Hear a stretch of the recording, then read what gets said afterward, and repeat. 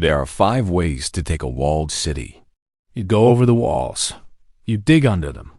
You smash through them. You wait until the people inside starve. Or you find someone on the inside who opens the gate for you. Joshua did none of those things, and the city fell anyway. But before the walls, there was the man. And the man was not who anyone would have chosen. His name meant God saves. It had not always been his name. Moses gave it to him decades earlier. A prayer disguised as a name, as if Moses already knew what would be asked of him. For 40 years, Joshua had been an assistant, not a general, not a prince, the man who stayed in the tent when everyone else left.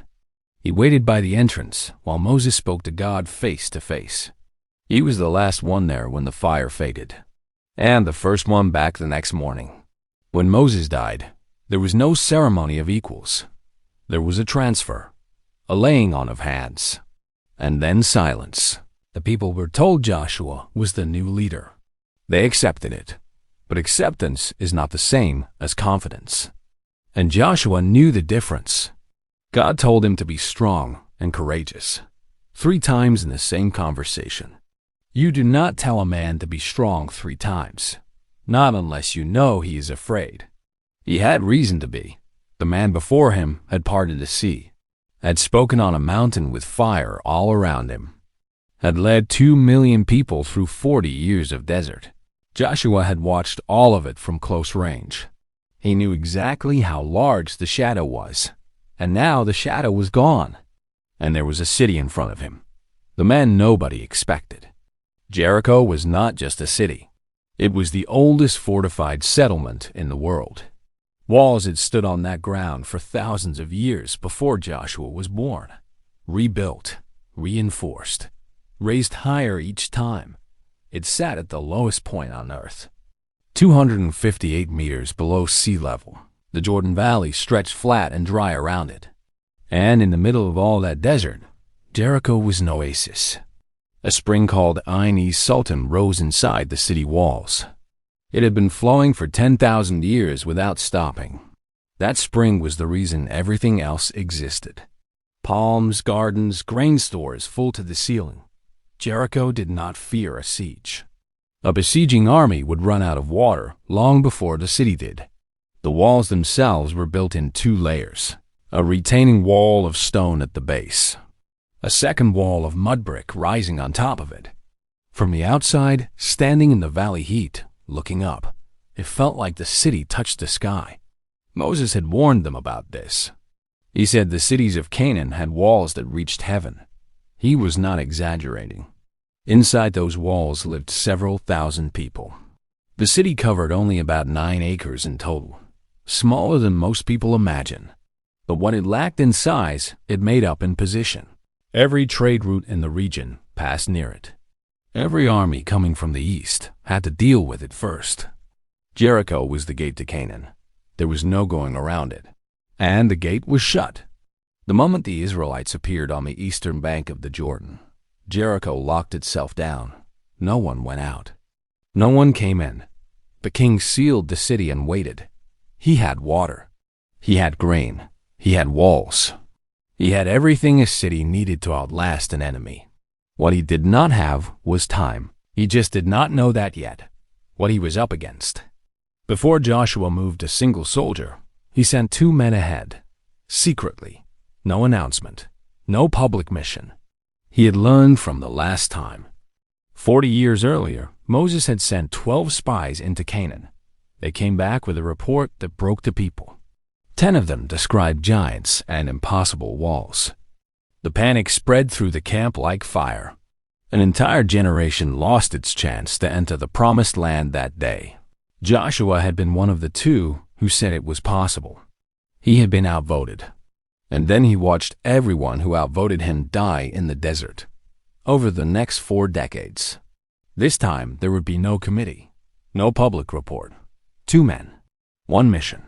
Come back alive. They crossed the Jordan and entered Jericho. The city was on high alert. Strangers were noticed immediately. The 2 men needed somewhere to disappear quickly. They went to the house of a woman named Rahab, Her house was built into the outer wall of the city. She ran an inn. She was also a prostitute. She was not wealthy. She was not powerful. She lived on the lowest level of Jericho's social order. But she knew things. She knew because men talked in her house. Soldiers, merchants, officials passing through. For years she had been listening. And what she heard about the Israelites had settled inside her, into something solid. She had heard about the Red Sea, about the 2 Amorite kings destroyed east of the Jordan, about 40 years of survival in a desert where survival should have been impossible. She had processed all of it long before the spies knocked on her door. Her mind was already made up. When soldiers came to her door looking for the men, she did not hesitate. She had hidden them under stalks of flax drying on her rooftop. She sent the soldiers away on a false trail. Then she climbed to the roof and made her deal. She did not ask to be saved in vague terms. She was specific. She wanted her father, her mother, her brothers, her sisters, everyone in her family inside this house when the city falls. The spies agreed. Before they left through her window on a rope, they gave her one instruction: hang a scarlet cord from that same window. When we come back, that cord tells us where you are, but keep everyone inside. If anyone steps out, we cannot protect them. She tied the cord the moment they were gone. It hung there from the outer wall of Jericho, a small red thread against all that stone. Waiting, the spies made it back to Joshua. The report was brief. The whole land is in our hands, they said. Everyone in there is melting with fear. The spy and the scarlet cord. Joshua expected a plan of attack. Ladders, battering rams, a strategy for scaling the walls. That was not what he received. The instruction came directly. March around the city once a day for 6 days. 7 priests, carrying ram's horn trumpets, walk in front of the ark. The soldiers march ahead. The rest of the people follow behind. No shouting, no war cries, no words at all. Everyone stays silent except for the trumpets. On the 7th day, march around 7 times instead of 1. When the priests blow one long blast on the horns, everyone shouts together. That is the entire plan. There is no mention of what the shouting will accomplish. There is no engineering explanation. There is no backup strategy.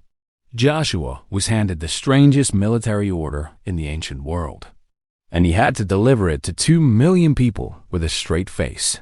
Think about what he was asking them to do. March in public view of an enemy city, not to attack, not to threaten, just to walk in silence and then walk away, and come back the next day and do it again. For 6 days. This required something harder than physical courage. Physical courage lasts for minutes, maybe hours. What Joshua was asking for was sustained, collective, silent obedience over nearly a week. No one breaks rank. No one shouts back when someone on the walls mocks them. No one asks why out loud. Everyone just keeps walking. He told them exactly what to do and exactly what not to do. Do not give a war cry. Do not raise your voice. Do not let a single word leave your mouth until the day I tell you to shout. Then shout. The Ark of the Covenant moved through it all. That gold-covered box carried on the shoulders of priests in white linen. It was the most sacred object the Israelites possessed, and it was walking in circles around a locked city. For the people of Jericho watching from the walls, this was incomprehensible. What kind of army was this? What kind of siege had no siege equipment?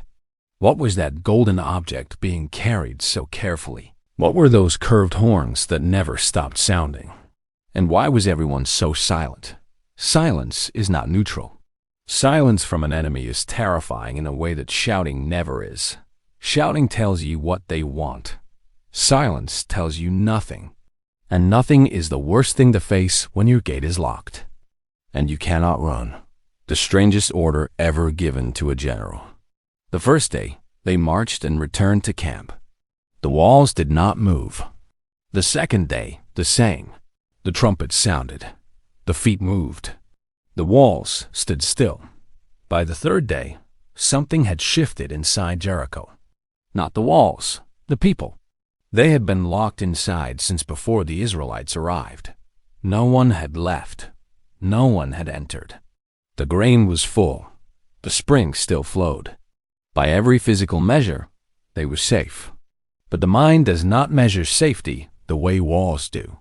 For 3 days, they had watched an army march around them in silence. An army that did not attack. An army that did not speak. An army that came back each morning as if it all meant something. And that golden object, always at the center, always carried with such care. Rahab, inside her house on the outer wall, felt the city changing. She had heard it in the market before the lockdown. She heard it in the voices through the walls now. The confidence that had held Jericho for generations was cracking, not from outside, from inside. The text records what Rahab told the spies weeks earlier. She said the hearts of the people had melted. She said there was no spirit left in anyone. She said this before a single march had happened. By day 4, by day 5, that description had become something physical. People stopped appearing on the walls to watch. The mockery stopped. The silence of the Israelites had become contagious. A city of thousands had grown quieter than the army circling it. Day 6 came and went. That night, Joshua gave the order for the next morning. Tomorrow we go 7 times instead of 1. When you hear the long blast, that is the signal. Every voice, everything you have, shout. He did not explain what the shouting would do. He did not need to anymore. 6 days of obedience had built something that explanation could not have built. They had done the thing that made no sense. 6 times. They were ready to do it once more. Inside Jericho, the 7th morning arrived like all the others. The sound of the trumpets rising from the valley before dawn. The rhythm of feet on dry ground. 1 circuit complete. Then a second. Then a third. By the 7th circuit, something felt different to everyone, even those who could not have explained why. The priests were still blowing. The feet were still moving. The ark was still at the center of it all. And then the long blast came. 6 days. The shout went up from 2 million throats at once. There is no good way to describe what that sounds like. Every man, woman, and child, after 6 days of enforced silence, all at once. And the walls fell, not gradually, not section by section. The text says they fell flat. The mud brick walls dropped away from the stone base beneath them. The rubble formed ramps where the walls had stood, and every Israelite soldier walked straight in. No ladders, no battering rams, no siege, just a ramp made from the most feared walls in Canaan. In the north, 1 section did not fall. A short stretch of the lower wall remained standing, and built against it, still intact, were the houses of the poor quarter. One of those houses had a scarlet cord hanging from its window. The 2 spies ran directly to Rahab's house. They brought out her father, her mother, her brothers, all her family, every person she had named, every person she had asked for. They led them out and placed them safely outside the Israelite camp. The promise was kept exactly as she had made it. Then Joshua burned the city, everything in it. The grain stores full of months of food burned. The buildings burned. The accumulated wealth of the oldest city in Canaan destroyed. The Israelites were forbidden to keep anything for themselves. Silver, gold, bronze, iron into the treasury. Everything else, fire. One man named Achan disobeyed. He took a Babylonian robe, 200 pieces of silver, a wedge of gold. He buried them under his tent. The next battle against a small city called Ai ended in humiliating defeat. 36 Israelite soldiers died. Joshua fell face down on the ground and tore his clothes. "Why did we ever cross the Jordan?" he said. The victory at Jericho did not make him invincible. It made him responsible. Before he left the ruins, Joshua spoke a curse over the ground. Whoever rebuilds this city will lose his firstborn son when he lays the foundation. Whoever sets up its gates will lose his youngest son. 500 years later, A man named Heel rebuilt Jericho. The book of 1 Kings records it in one sentence. He lost his firstborn when the foundation was laid. He lost his youngest when the gates went up. The words spoken in the rubble were still working centuries later. Rahab was absorbed into the Israelite people. She married. She had children. Her family continued. The woman at the bottom of Jericho's social order became part of the story. The story she had gambled on. Centuries later, her name would appear in a genealogy. Not as a footnote, as an ancestor. And Jericho stayed empty. For centuries, the ruins sat in the valley heat. A city that had stood for thousands of years, brought down in 7 days, by people who never lifted a weapon. What the archaeologists found when they excavated the site told the same story. Walls that had collapsed outward. Grain stores still full, still carbonized in place. A short section in the north that never fell. The city had been ready for a long siege. It got 7 days instead. In the rubble of the northern wall, the ground told a different story. A small section intact. Houses still recognizable. The place where someone had made a bet on a scarlet cord and won what the 7th day left behind.